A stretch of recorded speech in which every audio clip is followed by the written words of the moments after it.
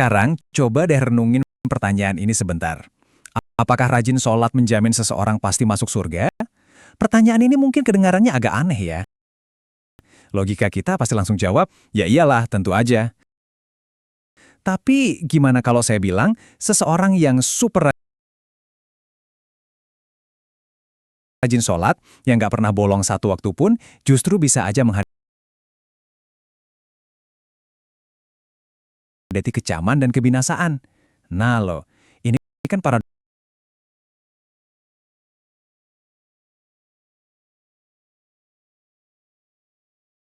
yang tajam banget ya.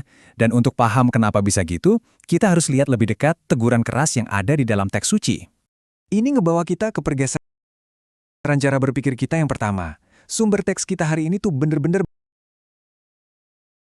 berani menggugat apa yang disebut sebagai sholat tanpa jiwa.